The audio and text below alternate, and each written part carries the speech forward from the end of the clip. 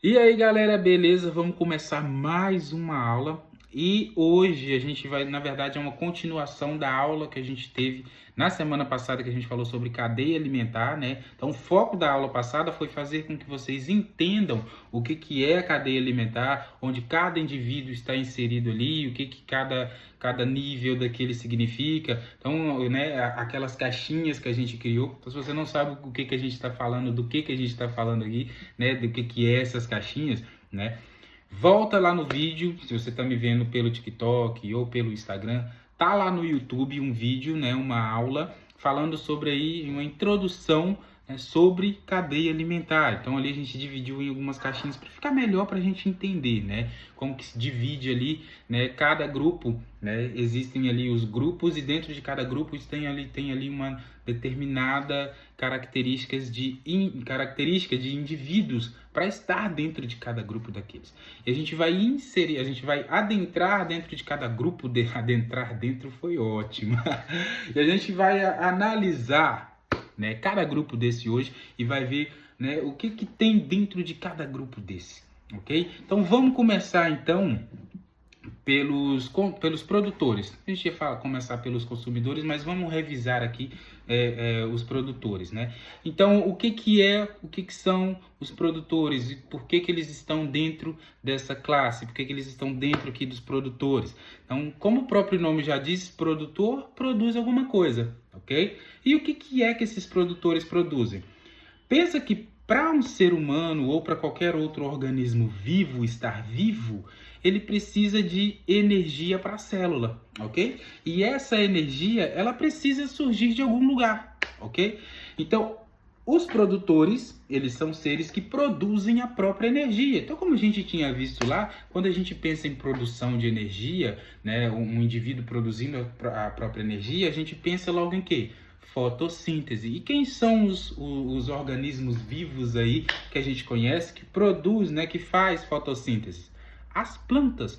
Então as plantas, tanto terrestre como aquática, como as algas, por exemplo, elas produzem o próprio alimento ou a própria energia. Então, por isso são chamadas de produtores. Então, dentro desse grupo dos produtores, a gente tem aí as plantas terrestres e aquáticas, né, que são organismos que produzem o próprio alimento ou a própria energia, ok?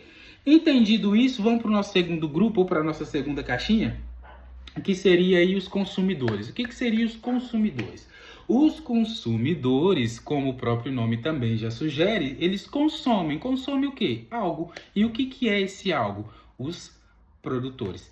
Então, dentro aí dos consumidores, a gente tem os consumidores primários, secundários, terciários e por aí vai. A gente já vai falar um pouquinho sobre isso. O que seriam os consumidores primários? São aqueles que se alimentam de plantas, né? São os consumidores que se alimentam aí daquele primeiro grupo, ali do grupo das plantas, dos produtores, ok? Então, os consumidores primários são herbívoros, são animais que se alimentam apenas de plantas. Ok? Entendido até aí? Guardou a informação? Então vamos lá. O segundo ponto, né? Ou aqui os consumidores de segundo nível, ou consumidores secundários, né? Eles se alimentam tanto dos consumidores primários quanto do nosso primeiro grupo também aí, que são os produtores. Então esses seres aí, geralmente aí, são onívoros, né? Então eles se alimentam tanto de planta quanto de carne. Então eles vão se alimentar dos consumidores primários. Os consumidores secundários vão se alimentar dos consumidores primários, ok? Já os consumidores terciários ou consumidores de terceiro nível, né? Eles vão se alimentar dos consumidores secundários e por aí vai. Vou dar um exemplo aqui. A gente tem ali um produtor que é a grama, ok? Vem ali o grilo, se alimenta da grama. O grilo, ele é um consumidor primário. E aí logo em seguida vem aí um sapo e se alimenta do grilo. O sapo, ele é um consumidor secundário. Por quê? Porque o sapo se alimentou do grilo, que era um consumidor primário. O grilo era um consumidor primário porque ele se alimenta de plantas, ok? Visto isso, aí a gente andou um pouquinho mais à frente, a gente viu uma cobra se alimentando do sapo. Então essa cobra vem a ser um consumidor terciário. Por quê? Porque ela se alimentou do sapo, que era um consumidor secundário, que se alimentou do grilo, que era um consumidor primário, que se alimentou da planta, que era um consumidor, que era um consumidor, entrei na onda, né? Que era, no caso aqui, a planta, que era um produtor, ok? Então a gente tem aí dentro desses níveis aí, né? A gente tem os níveis aí, a gente vai andando aí do primário até chegar no consumidor final. E uma coisa bacana da gente observar é que, geralmente, os consumidores finais, eles têm uma certa deficiência na reprodução. Essa deficiência aí é devido a alguns fatores, né, bióticos e abióticos, e também condições do animal que não permitem com que ele se reproduza demais. Imagine aí se tem um ecossistema com muitos consumidores, né? Muitos consumidores finais. Então, aqueles consumidores, né, o nível de reprodução dos outros níveis não vai dar conta de alimentar esses últimos consumidores, ok? Então, iria entrar aí um desequilíbrio. Então, como vocês podem ver, tudo tem um porquê para se encaixar ali e criar aquele equilíbrio perfeito, ok? Então, vamos pegar, por exemplo, a arpia. A arpia é um animal brasileiro, né? Uma espécie de águia brasileira, que ela se reproduz uma vez a cada 2 anos em média, e geralmente bota aí de 1 a 2 ovos. Então ela é uma ave gigantesca, tá aí um consumidor de topo, um consumidor final. E essa ave, né, como a gente falou agora há pouco, ela só se reproduz uma vez a cada 2 anos. E mesmo assim, 1 a 2 filhotes. Então é difícil a gente encontrar esse animal na natureza. Imagine se tivesse muitos animais. Ela é um animal que se alimenta basicamente de macacos, preguiças, né? Então imagine se tivesse aí muitos desses animais na natureza, né? O estrago que não ia fazer aí na população de macacos ou de outros pequenos animais.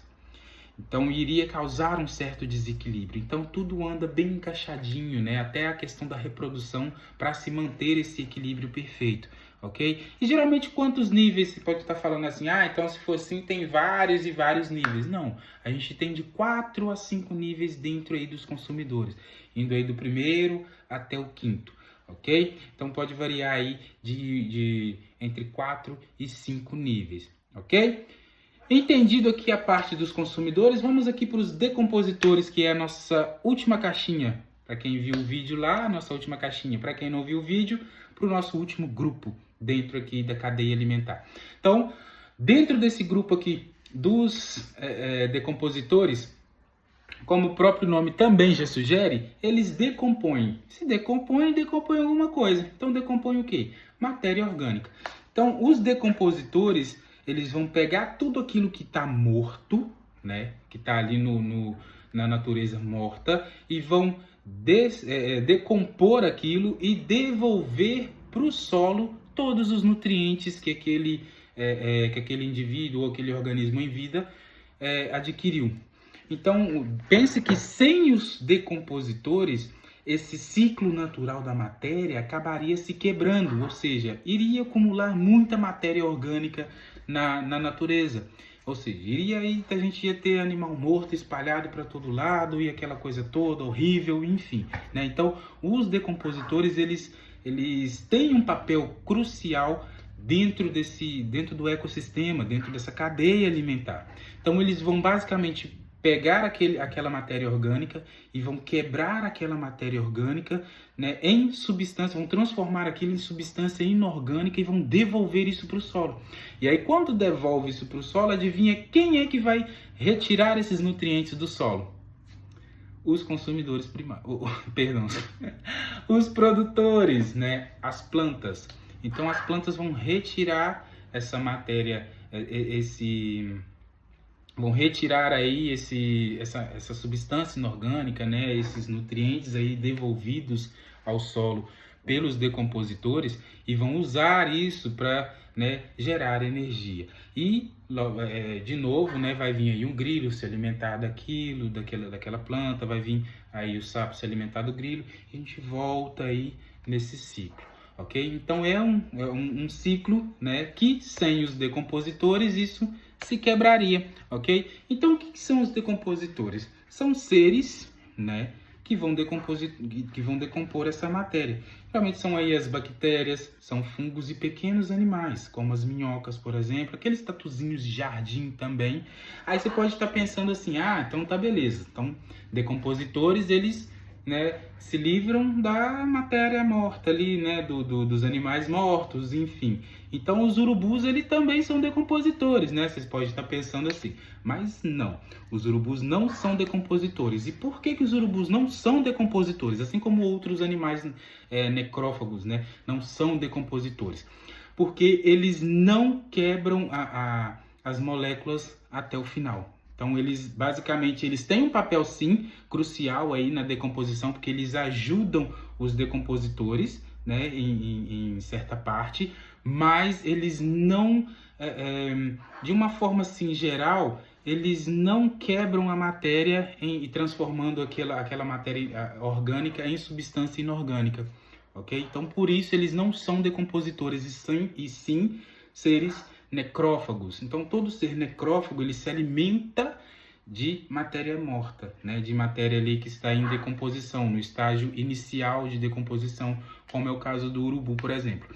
Mas por eles não quebrarem o suficiente a ponto de transformar aquilo em matéria inorgânica, né? Devolvendo para o solo todo o nutriente, ele acaba não sendo considerado, ou seja, ele não é um decompositor, e sim um ser necrófago. Ok? Então essa é a diferença entre decompositor e necrófago. Decompositor, ele quebra ali aquelas moléculas até o final, devolvendo aquela matéria inorgânica, né, ali rica em substâncias aí e nutrientes para o solo. E os seres necrófagos, eles apenas se alimentam de matéria morta ou aí de matéria em decomposição. Ok? No